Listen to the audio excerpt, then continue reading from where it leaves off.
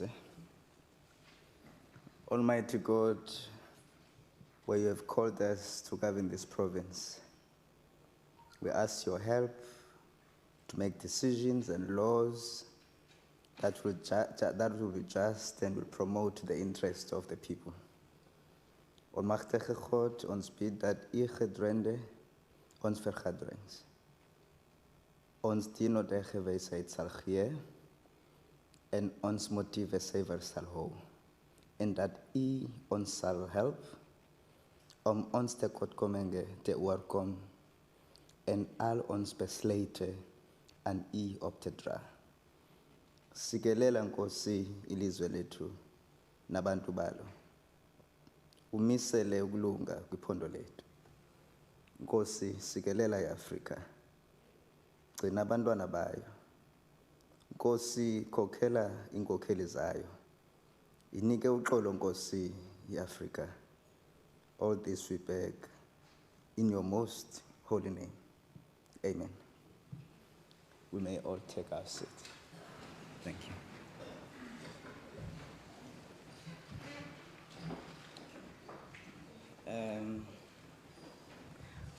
Welcome back, honorable members. We're not in the business of meetings on Mondays, but it seems the parliament is on overdrive. Welcome, Premier, honorable members.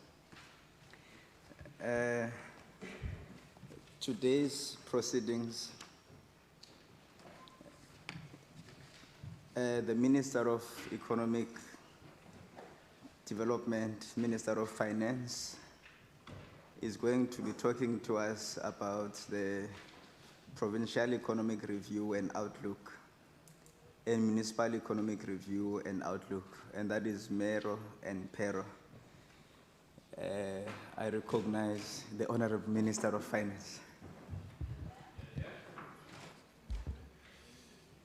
Honourable Speaker, Honourable Premier and Cabinet colleagues, Honourable Leader of the Opposition, Honourable members of the Western Cape Provincial Parliament. I would like to begin by thanking you for the opportunity to introduce the 2019 Provincial Review and Economic Outlook, together with the 2019 Municipal Review and Economic Outlook today in the Western Cape Provincial Parliament. The Provincial Review and Economic Outlook and its rather more thick-set twin, the Municipal Review and Economic Outlook, are world-class research publications produced by Provincial Treasury. The twins contain forecasts of future trends, analysis of past trends, and serve as a one-stop research shop to support policy, planning, and budgeting processes at provincial and municipal level in the Western Cape. For the geeks among us, and I count myself as one, the twins are an unput-downable read, even on a weekend. To illustrate my point, I was so immersed in the Provincial Review and Outlook, I clean forgot about the Springboks World Cup rugby game this weekend. Speaker, the Provincial Review and Economic Outlook and the Municipal Review and Economic Outlook are filled with fascinating numbers about the Western Cape. To whet your appetite, there are 801 hectares planted with guavas. There are 780 hectares planted with pomegranates, and there are 143 hectares planted with prickly pears in the Western Cape. The Provincial Review and Economic Outlook and the Municipal Review and Economic Outlook are also filled with fascinating facts about the Western Cape. To whet your appetite, our top export market is Namibia. Our top import market is Saudi Arabia. Our fastest growing export market is China, and our fastest growing import market is Ghana. We export blueberries, we export blackberries, and we export raspberries. We export more blueberries than blackberries, but blackberry exports are growing faster than blueberry exports. We export locust beans, we export seaweed, we export algae, and we export mollusks. And most fascinating of all, we export what is referred to as other aquatic invertebrates, which intriguingly does not include mollusks. Now, Speaker, on a more serious note, the Provincial Review and Economic Outlook and the Municipal Review and Economic Outlook tell a story that is not always what we want to hear, but which we must hear and which we must confront in the Western Cape. On the economic outlook, we expect a slow recovery in economic growth in the Western Cape. We expect global economic growth to slow down to 3.2% in 2019 and recover to 3.5% in 2020. We expect national economic growth to slow down to just 0.2% in 2019 and recover to 1.1% in 2020. And we expect provincial economic growth to recover to 0.7% in 2019 and then to accelerate to 1.2% in 2020, which means that the provincial economy is expected to recover from the drought and the contraction in output from the agriculture, forestry, and fisheries sector, and that the provincial economy is expected to grow at a faster rate than the national economy in South Africa, which is good news. On economic sectors, we expect private services to drive economic growth in the Western Cape. We expect private services, which include wholesale and retail trade, catering and accommodation, transport, storage and communication, finance, insurance, real estate and business services, as well as community, social and personal services to be the biggest driver, not only of economic growth, but of course of fixed investment and employment in the Western Cape. And we expect agriculture and agri-processing to be the fastest growing sectors as they recover from the contraction caused by the drought in the Western Cape. Overall, we expect the provincial economy to expand by an average of 1.6% over the next 5 years between 2019 and 2023. On the labour market, we have a higher than average labour force participation rate of 66.5% in the Western Cape, which means that 66.5% of the working age population are part of the labour force in the Western Cape. We have a total of 2.5 million people employed compared to 2.2 million people 5 years ago in the Western Cape. The fact is, employment increased by 283,000, or at an average annual growth rate of 2.4% per year in the Western Cape, which is higher than the national average annual growth rate of 1.6% per year in the past 5 years between 2014 and 2019 in South Africa. But in the end, of course, too few people have jobs in the Western Cape. Speaker, we also have the lowest narrow unemployment rate at 19.5% in the Western Cape, compared to Gauteng, which has a narrow unemployment rate of 28.9%, and KwaZulu-Natal, which has a narrow unemployment rate of 25.1%. We also have the lowest expanded unemployment rate at 22.7% in the Western Cape, compared to Gauteng, which has an expanded unemployment rate of 33.6%, and KwaZulu-Natal, which has an expanded unemployment rate of 42.4%, which means that unemployment has increased by 18,000, or at an average annual growth rate of 0.6% per year in the Western Cape, which is lower than the national annual growth rate of 4.1% per year in the 5 years between 2014 and 2019 in South Africa. But in the end, there are too many people who do not have jobs in the Western Cape. On development, we have a population of 6.8 million, or 11.4% of the total population in South Africa. We have increasing income inequality, but an improving Human Development Index.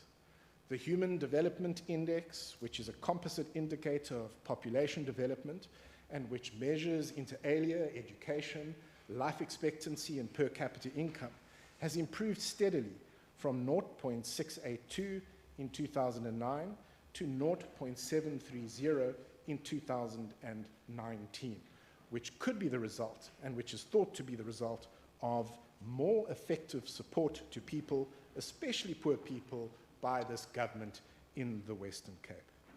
Generally, there has been an improvement in education outcomes, with a 15.8% increase in the number of learners accessing education in the past 6 years here in the Western Cape. There has been an improvement in health outcomes, with consistent improvements in HIV testing and antiretroviral viral therapy initiation rates, so that more people know their status and so that more people receive treatment in the Western Cape. And there has been an improvement in the provision of basic services, with households having the highest rate of access to tap water in the country right here in the Western Cape. However, although overall crime rates have decreased, the murder rate has increased significantly, and the leading cause of premature death among males remains interpersonal violence in the Western Cape. Speaker, the Provincial Review and Economic Outlook and the Municipal Review and Economic Outlook tell us a story. It tells us a story of a slow recovery in economic growth driven by private services in the Western Cape. It tells a story of a rebound in employment in the Western Cape. And it tells a story of improved human development in the Western Cape. The Provincial Review and Economic Outlook and the Municipal Review and Economic Outlook also tell us a story of new and of exciting opportunities in the economy in the Western Cape. Consider the strides made developing alternative crops which are labor intensive and have export potential, and the strides made developing the halal export market in the Western Cape. But Speaker, the fact is that although the provincial economy is expected to grow at an average of 1.6% over the next 5 years, this is slower than the average growth of 1.7% in the 5 years between 2008 and 2017, which included a meltdown in the global economy. Speaker, although the Provincial Business Index is higher than the National Business Confidence Index, the National Business Confidence Index has collapsed and is at a 20-year low. And although the provincial economy increased employment at a faster annual average growth rate than the national economy, there are still too many people who do not have jobs or who have given up looking for jobs in the Western Cape. The downside risks to the provincial economy are considerable and include slowing global economic growth as a result of trade wars and of political developments such as a possible no-deal Brexit. However, the facts remain that the biggest risk to the provincial economic outlook is not slowing global growth or trade wars or a no-deal Brexit. The fact is that the national economy and the provincial economy are linked, and for that reason, the biggest risk to the provincial economic outlook is national government in South Africa. We have an equivocation, prevarication, and dithering combined with summits, dialogues, and conferences, rather than decisive leadership on the economy in South Africa. Just last week, President Cyril Ramaphosa appointed yet another talk shop in the form of a President's Economic Advisory Council to advise him on how to kickstart the economy in South Africa. We have destructive, wasp-in-the-jar-like infighting inside the governing party over economic policy in South Africa.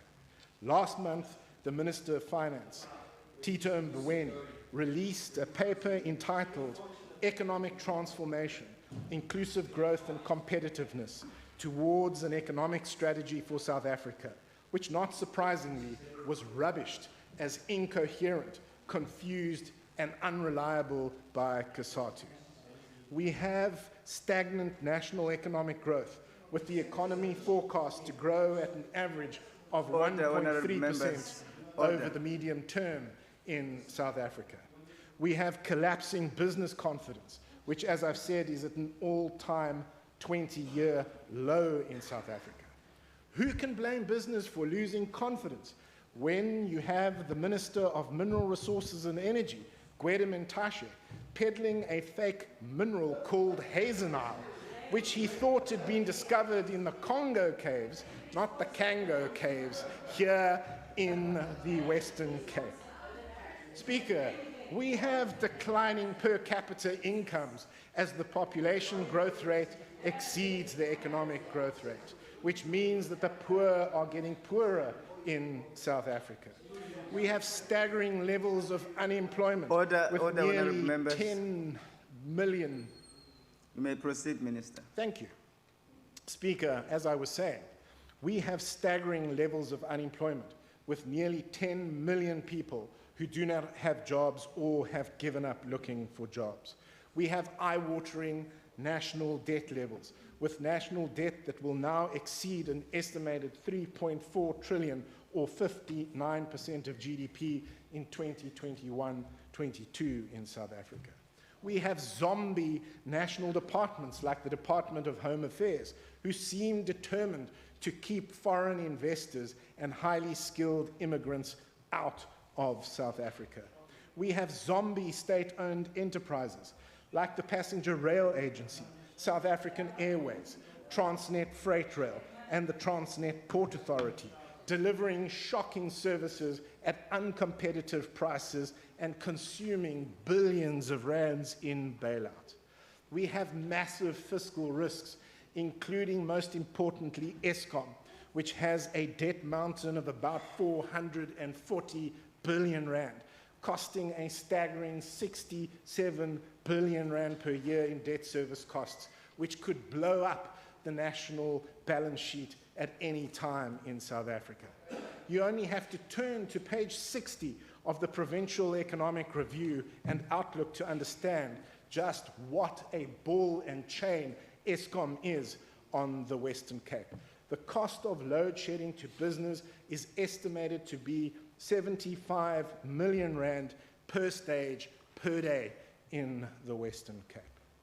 And Speaker, we have sovereign credit rating agencies like Moody's Investor Services circling us like sharks, ready to downgrade our sovereign credit rating to junk status in South Africa. We all, Speaker, remember the sense of renewal, of revitalization, of progress following President Cyril Ramaphosa's first State of the Nation address on the 16th of February 2018. And we all remember the announcement of a new path of economic growth, of employment, and of transformation in South Africa. However, that sense of renewal, of revitalization, and of progress, along with the new path of economic growth, of employment, and of transformation, is over in South Africa. The veneer of President Cyril Ramaphosa as the master negotiator who plays the long game and who has everything under control has been shattered in South Africa.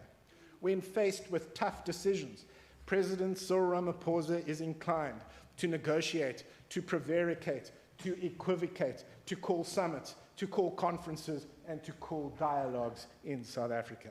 The fact is that rather than clear and decisive leadership, there is a sense of paralysis, because in the end, President Cyril Ramaphosa will not decide because he is too scared to divide the ANC, SACP, COSATU alliance in South Africa. That is the fact. Which, of course, Speaker, has resulted in a descent into economic madness, with national government considering reckless economic policy proposals, including land expropriation without compensation, state-owned banks, prescribed assets, and the nationalization of the Reserve Bank in South Africa. Speaker, we have worked hard to create an enabling environment for the private sector and for the markets to drive economic growth and job creation in the Western Cape. We cannot and we will not sit back and allow national government to become a ball and chain holding back the economy in the Western Cape. The fact is that Premier Alan Winde has set out a bold vision and is implementing that bold vision right here in the Western Cape. The Premier has announced the most comprehensive and expensive safety plan in the history of the Western Cape.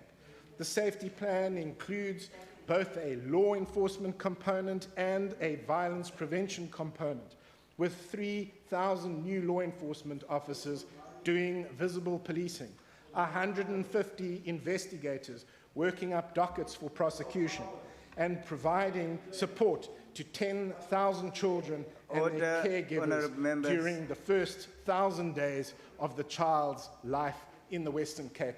That is leadership. The Premier has announced the establishment of an economic war room to promote economic growth in the Western Cape. The Economic War Room pilot project has commenced with teams from the province, from the city and from the private sector working together on eliminating obstacles to economic growth in the construction, manufacturing and business services sector in the Western Cape. That is leadership, which of course does not include many of this government's existing programs to drive economic growth and job creation, including red tape reduction, air access and investment and export promotion programs in the Western Cape. We will work hard to ensure that the provincial economy grows at a faster rate than the national economy, that the provincial business confidence is greater than national business confidence, and that provincial employment grows at a faster rate than the national economy in the Western Cape. And we will do it so that more people, especially young people, have jobs and live with dignity and with independence and with hope in the Western Cape. Speaker, I hereby table the Provincial Review and Economic Outlook 2019 and the Municipal Review and Economic Outlook 2019 for consideration and deliberation by the Western Cape Provincial Parliament. I can assure honourable members that the Provincial Review and Economic Outlook and the Municipal Review and Economic Outlook are world-class research publications that will assist them in their duties in the Western Cape Provincial Parliament. And finally, I would like to thank everybody who made contributions and who worked so hard to produce the Provincial Review and Economic Outlook and the Municipal Review and Economic Outlook here in the Western Cape. Thank you, Speaker.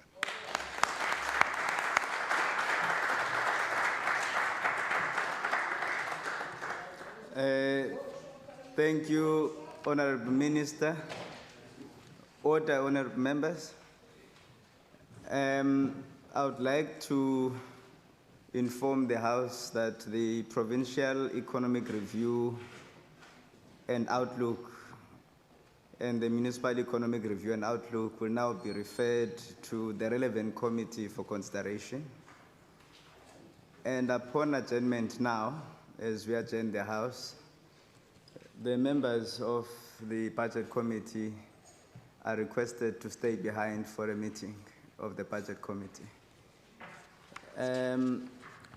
Members, guests, we are now concluding the meeting. I would like the members to remain standing whilst the procession is in motion. Thank you very much. The House is adjourned.